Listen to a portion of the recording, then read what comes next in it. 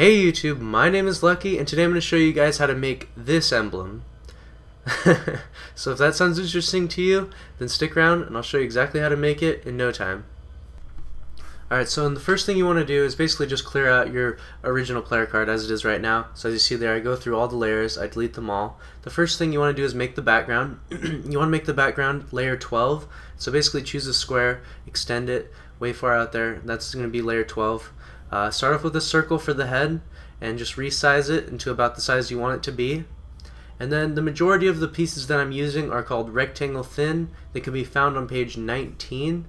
And so go to page 19, find rectangle thin, and turn all the pieces white and adjust the size correctly. That's what I'm going to use for the back. And so right here I'm also using another rectangle thin. That's what I'm going to use for the arm. I use rectangle thin for the legs. But I use another emblem called Lieutenant. It's found on page 24, and that's the one I use for the foot. The Lieutenant is a little bit more of a wide rectangle, and that's why I use it for the foot. It just looks a little bit better. I guess you could probably just use rectangle thin, but I think that the Lieutenant looks a little bit better. Alright, now for the actual circle part of the chair, you want to use a white circle. The mistake that a lot of people end up making is that they press the R1 button, and so they sort of turn it into an outline, but then the circle becomes a little too thin. So instead what I do is I use two circles, and I turn one into the same color as the background color, and then I put it inside the other circle. So as you can see there, it gives it the right thickness for the circle.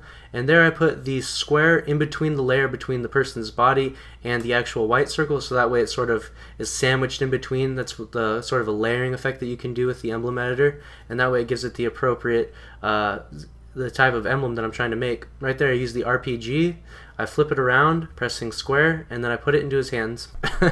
And so there you have made a handicap sign with an RPG in his hands. So basically I guess what this sign is supposed to say is that, you know, warning, handicapped people are present with dangerous explosives. So basically that's it. There I just put a little square outline around it, make it look a little more formal, and yeah, that's all there is to it. If you'd give this video a like rating before you left, that would be incredibly helpful to me. And yeah, that's all. Thanks for watching. My name is Lucky. Later.